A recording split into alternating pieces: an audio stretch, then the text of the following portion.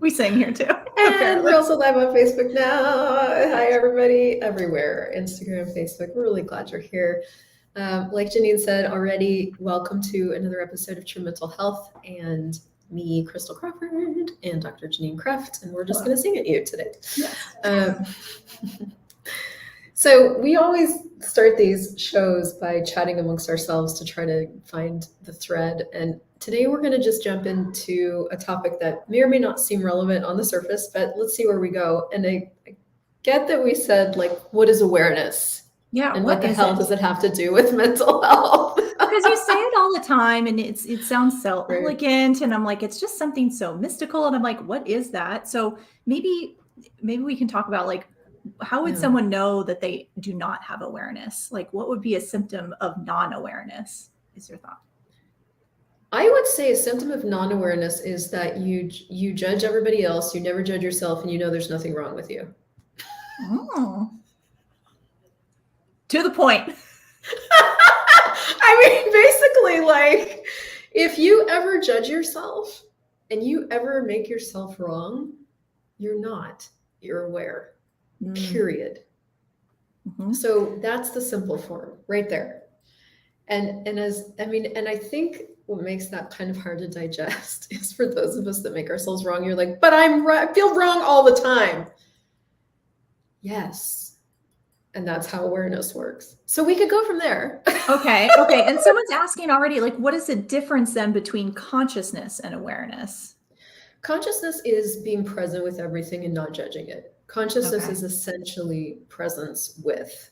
You can be awake, or you can be awake and conscious of, which essentially means present with what is. Now, the thing is, we've misidentified and misapplied a lot of what we think is. And here's how you know that you've decided something is rather than it is what it is that it will stick you. So things that you've decided something about will, like, stick in place. They'll be heavy. You'll be, like, stuck about it. You won't be able to move around it if you've decided something is something. But when you've identified or articulated that something is, it sets you free. It actually gives you the space to move and be, and it doesn't stick you anymore. So where we start to discover awareness is in the places where we're having a difficult time, usually. Like, that's how, because, like, if you're having an easy time, you don't really look at it. You're just being you're, like kids, or just kids, dogs, they're just being themselves. But when we get into being adults, we start to discover all these different places where we've judged ourselves, judged something else, and have struggle going on. And that's where you get to start kind of unraveling and going, okay, what's really happening here? Okay. So, like, for instance, if I'm on a walk and then all of a sudden I'm going through some sort of negative thought loop, or I'm, feel like I'm workshopping a problem I have in my life and this isn't working out, and I'm, like, going over and over again, would you say then that is an awareness? Well, yes. And somewhere it is an awareness. Well, so it's a couple of things. I can tell you've been at foundation because you're, like, so much space right now. I'm, like, trying to follow, Yeah, and for those of you guys that don't know what foundation is, it's an Access Consciousness class, 4 days, and we just had our global foundation. So I participated instead of giving the class this time. Okay, so yes. So basically, anything that's going on in your head is not yours. You can take that thing that's going on in your head as if it's yours and create stuff with it. And that's what we do. We take all these things that are going on in our head. We don't even we're not given the information that it's not ours. We don't even play with it as if it's not ours. We just think it's ours because it's in our head. It's something we're feeling. And then we create from it. So then you can create all these different little micro pico universes and all these different problems and struggles out of what's going on in your head. But if you go back to the very, initial point, if you really, really looked at it and got present with it, got conscious about it, you could actually ask it a question and go, wait, was that ever mine? And that's when you'd start to get awareness of how awareness works. And that's really kind of where it begins.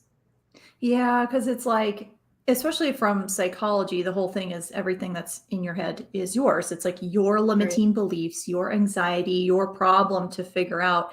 Yet from this point of view, you are just the radio receiver picking up information, or you're at some sort of frequency, right? And then it's kind of like a story is matching that awareness of what you are perceiving, the energy you're perceiving. Yeah, but it helps me to look at awareness to take it back to like when I was a kid, for example, or take it back there and then kind of look at the way kids function. Because if you look at the way kids function, or babies, they're not functioning from a cognitive reality. Their cognition is yet to be developed, right? They come in, and I don't know all the science behind it, but if you just kind of look at the way babies grow up, right? They learn things over time. They learn that if they cry in a certain way, they get different results. They learn over time to say words. They learn over time to walk, right? Their cognition abilities develop over time. And then at a certain point, kids start having opinions about things. They realize they can have opinions about things. And so they form opinions about things. And then that gets more advanced, and right on and on. So we don't start out cognitive. We start out kind of primitive, just like responding to things. So I'm going to use my family as an example. So if, as me being born into my family, I was born into a family with a mom who was 21 and a dad who was 27, and they were really young, and they were figuring it out, and they didn't really have a lot of tools under their belts, and they would argue all the time. So there was a lot of tension, a lot of anger, a lot of frustration, a lot of rage. There was just a lot of stuff happening, as they were navigating this relationship. So the energy soup that I grew up in very closely, the soup that I learned from and developed my basic relationship skills from, was very non-functional. It was very based on jealousy and suspicion, and there wasn't a lot of space and ease and all those other energies that now as an adult I'm seeking and choosing, right? Because I realize those are choices I can have. But as a kid, you don't realize those are choices you have available, because the soup that you grow up in is this other thing. So you're learning all your basic life skills from these two people that are doing the very best they can, but have limitations in their ways of functioning that I'm picking up on as if they're real and as if they're true and as if they're the only way to do this. So you can kind of extrapolate so much. I could feel the soup was like a heavy chili. It wasn't like a nice brothy miso soup.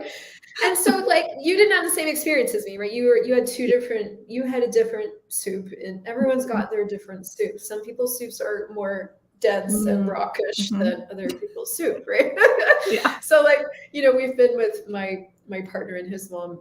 We've been living with his mom for the last 45 days, and she's a gift. She's such a support, and my mom's a gift in her own way, but I had to overcome a lot of her points of view about how the world works in order to find what mine were, because the way awareness works is you just become your soup.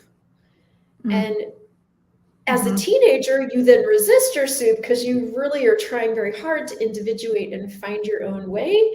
But the only way you know to do that is to resist, which actually holds the soup in place. So it's a little bit of a fuck up in that we don't ever get the information that, hey, you're aware of the soup. You aren't the soup. This is not actually your reality. This was your parents' reality. And you took it on and you started doing it as if it's your reality, and then tried to heal it because you knew it hurt. And that's what I started to look at with me. It was I just wanted to pull the pain out of their world because it didn't make sense to me and I couldn't understand it. So that whole combination of abilities, it's an ability, leads to this unconscious living out of the soup as if it's yours. And you never are given the tools or have the conversations of well, is it yours? Is this way of being in relationships? I have certain reactions that I do in the relationship that they don't match the relationship. They don't match what he's actually providing and what he's actually being. And then I look at myself and I'm like, who am I being? And it's always my mom. Right? But that's what I learned and what I became and what I never questioned. I never questioned it until Access Consciousness said, well, who does any of that belong to? And I'm like, oh my God, I've been doing everyone else's soup. So that's sort of It seems really common or is familiar to the idea of like a trauma bond in the sense of where we recreate unconscious scenarios, instances that we kind of learned as a kid, like cognitively, not even at the cognitive level, but what you're talking about almost at the subconscious level where you embodied that soup of energy. And then it kind of is recreated again in our current experience, depending on, what soup you experienced. And then of course, bring two people's soups together and then sometimes they make a beautiful blend and sometimes not. They don't. Sometimes not. Sometimes you gotta dump it out, We're gonna call this episode soup. Soup. Okay, good. Soup. Yeah.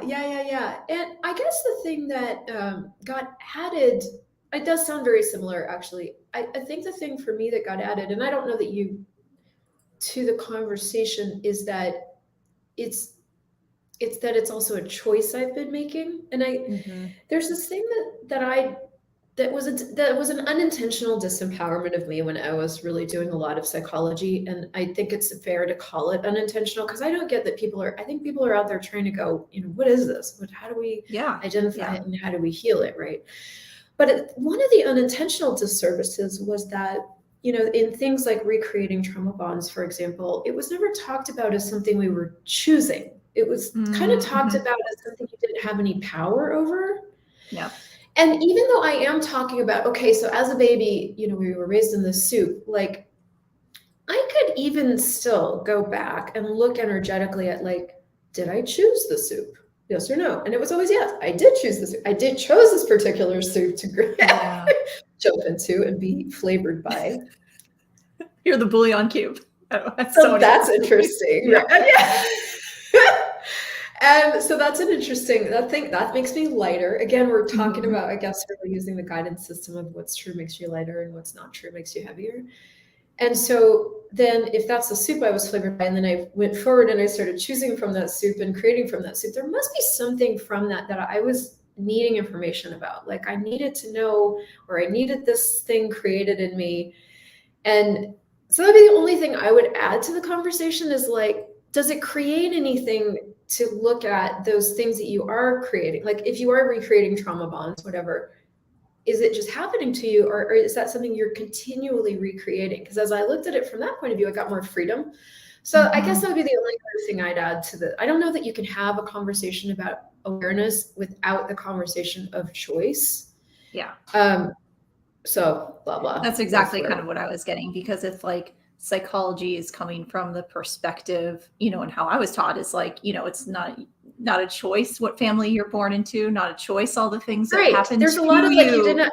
Yes, exactly. To you, right? And so, and I get that, especially when people have gone through really intense trauma and they're seeking to navigate it, and they do deal, sometimes there's shame or guilt with how one reacted in the moment to defend themselves or protect themselves. So it's I get where the narrative is trauma didn't happen to you.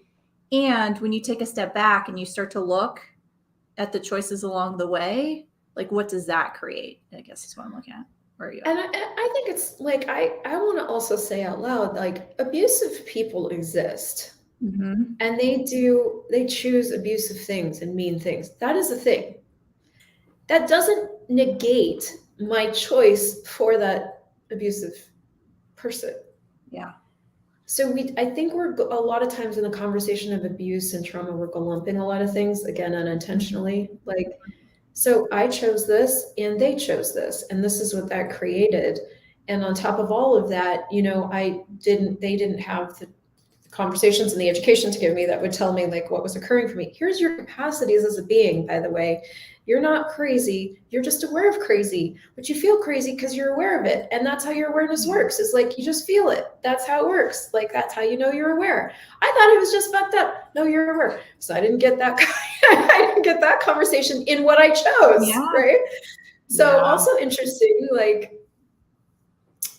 blah, blah, blah with that. Yeah. Well, I was kind of getting it was almost there's this swing of making ourselves wrong. And then it's swinging to oh, but I'm not wrong.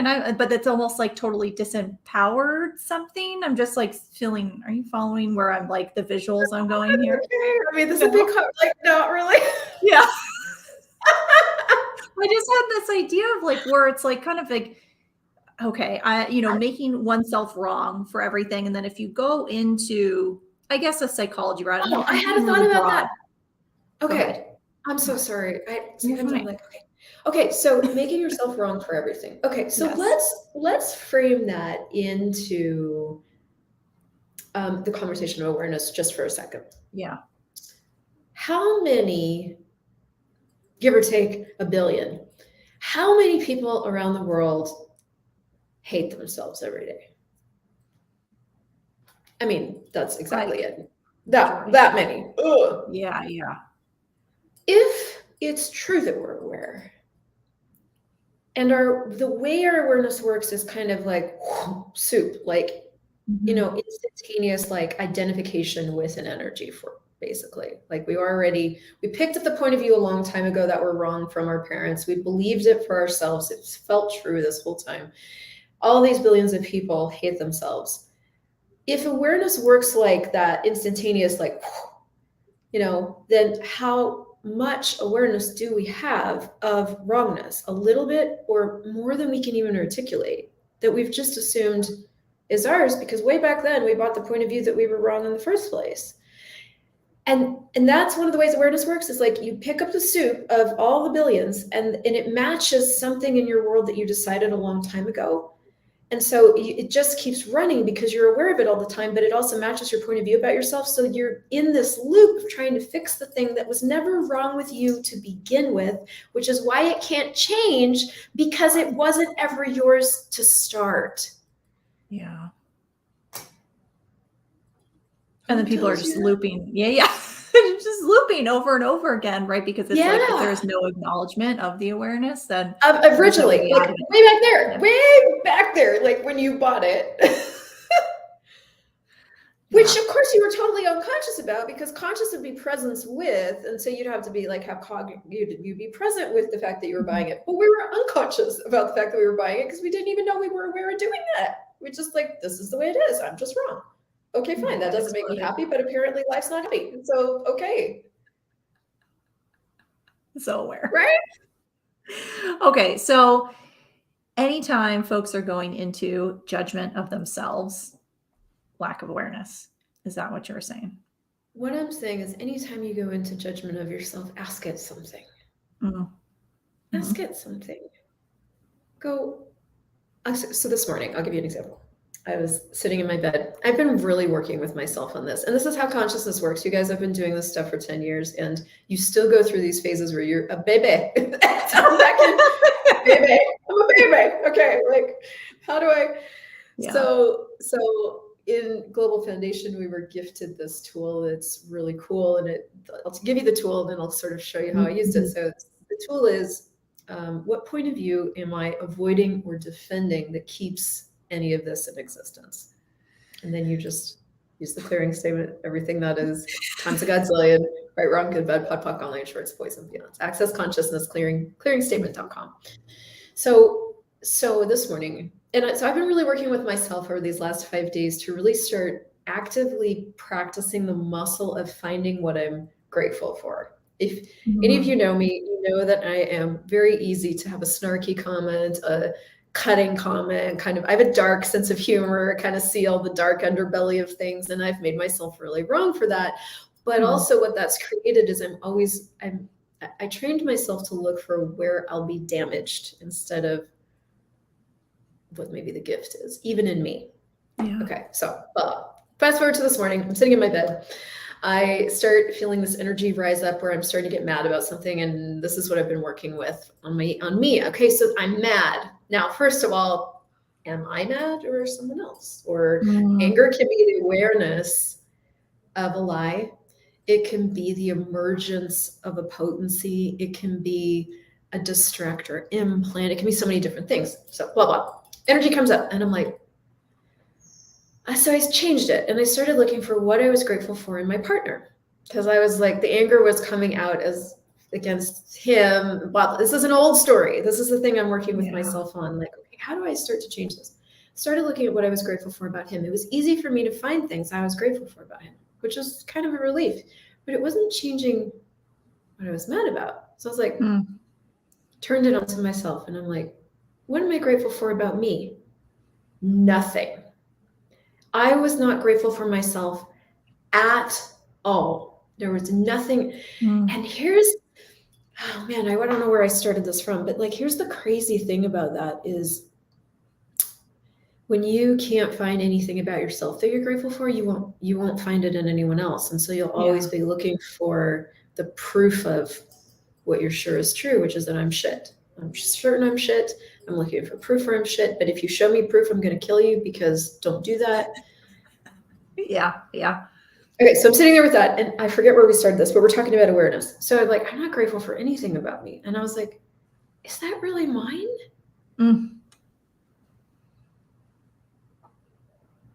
It wasn't mine, but I'd never asked it a question.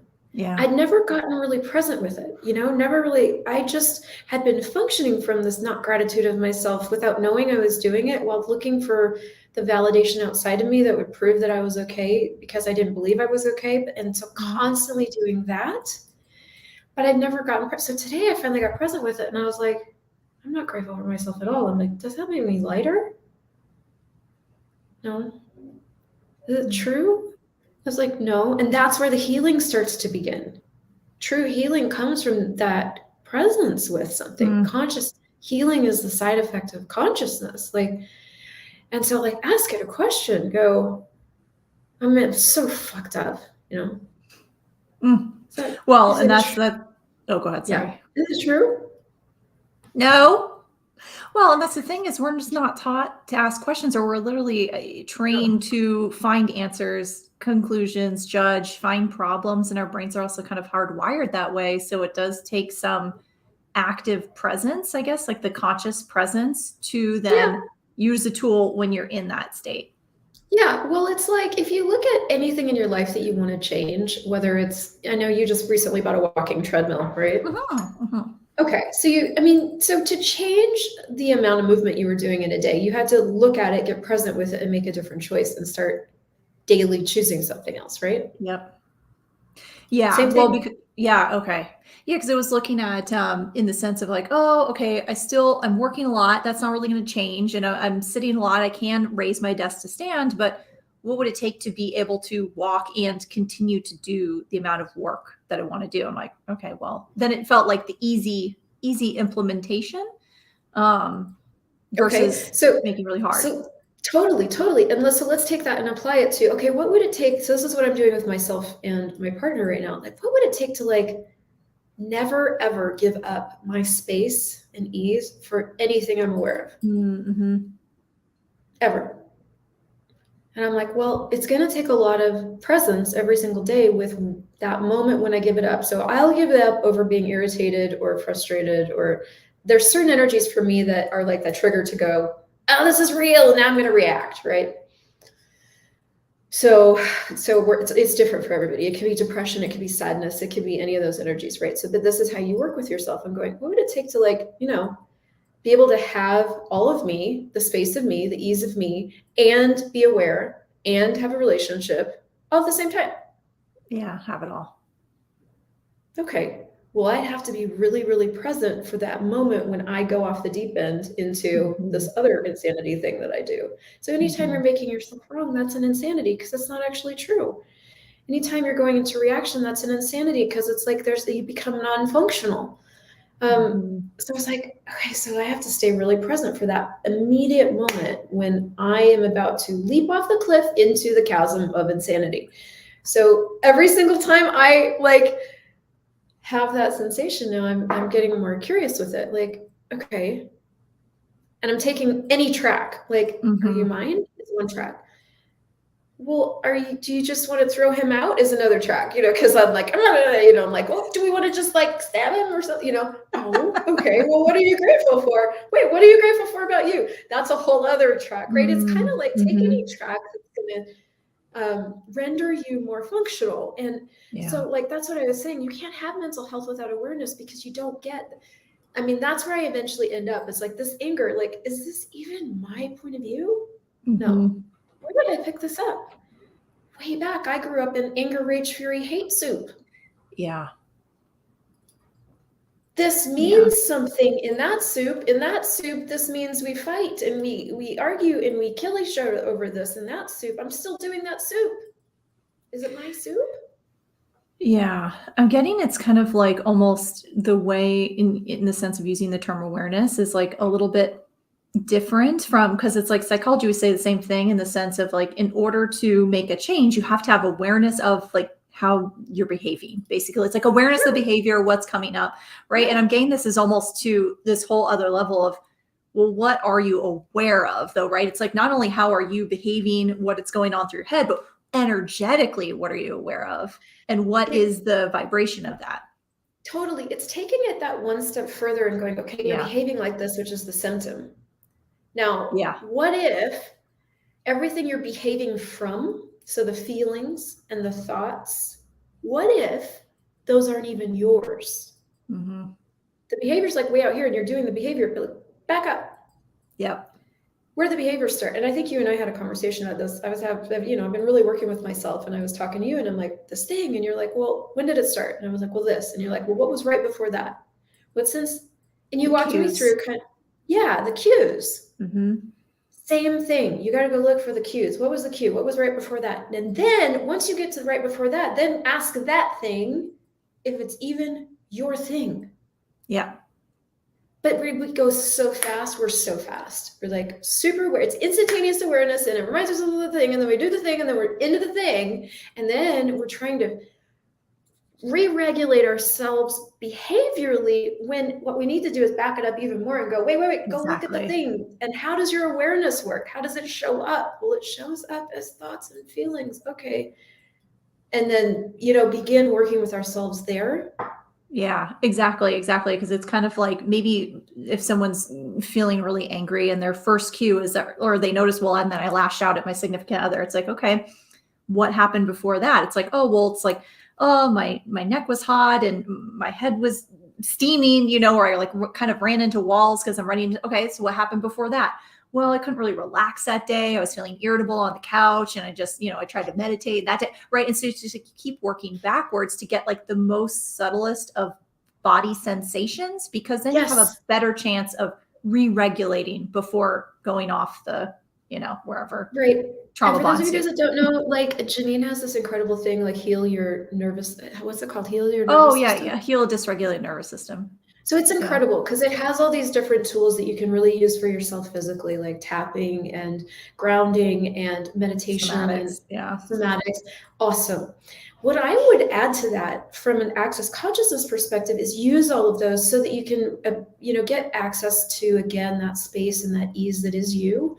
And then really add to the mix, like pull yourself back into time and go, what was the immediate thing that occurred? I think when I was talking to you at that day, it was like the very first thing that occurred was this kind of hitch in my head. There was this like, ugh. And then the thoughts, and then the feelings. That thing was awareness. Yeah. And that's the thing about awareness is it's lightning fast. It doesn't feel like anything. But then we immediately go into the thoughts and feelings about it. Yeah. And then we're stuck because we've excluded, or we were never educated on like that we are aware that we have that capacity, and it shows up different for all of us. And how does it work for me is the thing. So one of the pathways to that access consciously is to start just playing with the possibility that it's yours. You don't even have to believe it. And the way you do that is you just ask, who does this belong to for every single thought and every single feeling and every single emotion, just to start to see if that changes anything. And if you ask, who do you belong to, and it changes, that means it wasn't yours. If you ask, who does this belong to, and it sticks, you've bought something about it. You like purchased it. It's like yours. You believe something about it. It's real. And you can just go, well, everywhere I've made it real. Right, wrong, good, bad, pod, poc, online, shorts, boys and bands. And that's been a game changer for me. And so that conversation never ends. Well, and that's the pragmatic takeaway, right? Is to just ask a question about it, because going to conclusion like this is my anxiety or my limiting belief. You're stuck with it. Once you've claimed it, it's yours forever. Yes, and then you can't change it. You own it. It's your thing. Right? But you've never asked if it's your thing. You just assumed it was your thing. Yeah. And maybe it's not your What if thing. not? Yeah. What if it isn't? Literally, just ask a question. Just a question that creates space, possibility, and just opens you up to something else will be a helpful question. Yes. And if you guys need, like, if you want to try the access consciousness thing, we both have stuff. So it's such a gift. Like, I have a little 3-day Who Does It Belong To challenge on my website. I think it's like $15. You've got to heal the dysregulated nervous system thing on your website. All sorts of things. Yeah. Yeah. And also even though a trauma and money flows freebie mini course, but the tapping in there for abundance, I'm asking questions to get you into the state of cultivating abundance. So versus, again, like the I am affirmations thing can kind of get wonky. Yeah. So there's lots. There's a Who Does It Belong To app that Access Consciousness has made that will like ping you, push notification, and is this yours? You know. Yeah. So anyway, but what I would really encourage you guys to do that's really like changing things for me is include the possibility that what's occurring for you isn't yours, and you can do that by just getting curious about it and finding out what changes. I know it needs like a series, I think. Oh my gosh. Yeah. We'll just keep talking about it. Yeah. So if you guys, please just jump into either one of our websites for whatever it is you need. There's so many resources and yeah. Cool. We'll anything else you have coming? Okay. We'll see you next time. I don't know. Yeah. I was like, all right, you guys, we'll see you next week. If you love this, give it a share and happy being you. Bye everyone. Bye.